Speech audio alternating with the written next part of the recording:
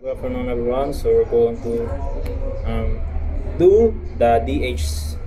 We're going to do the group policy in the case study. So in here, we're gonna find the initials in the group policy management. So editor, yan. Ano lang po natin yan. Enable lang po natin yan. No, yan. So if you find that, so enable lang po natin yan. Yan, prohibited. So yan, hanapin natin yung dito. Is prohibit access to control panel. Yan, hanapin lang po natin yan. So here, yan, pagkatapos yan, i-enable po natin lahat yan. And after that, pagkatapos din doon, i-disable din natin yan pag sa admin side. Yan, enable, auto resume, photos, log on. Ayan, hanapin lang po natin yan. No auto restart with the login users.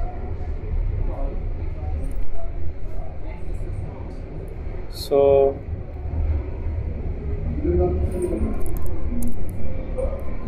yan, pwede pa natin paano yan. And after this, we can configure this into this. Prohibit users initials. Yan, enable, disable. Yan.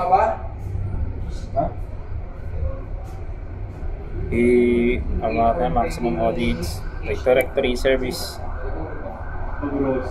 user account, so management, says.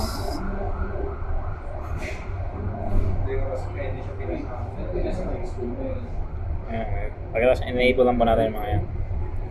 Reset account, punta tayo dito sa enable lang po natin to. Yan, enable po natin yan. So yan, pagkatapos po yan, enable po natin din yan. Yan, enable po natin.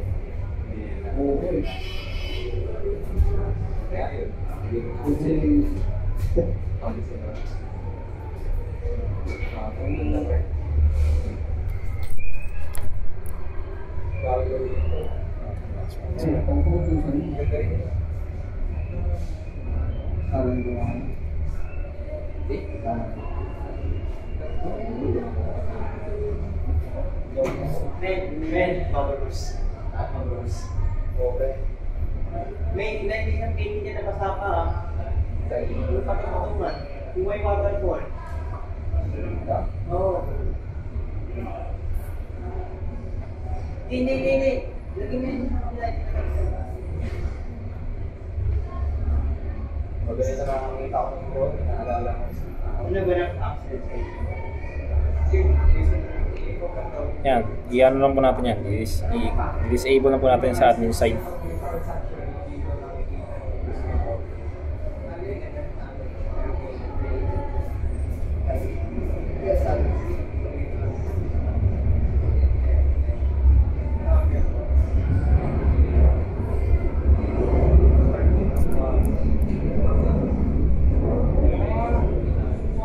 So that's all. Thank you for watching.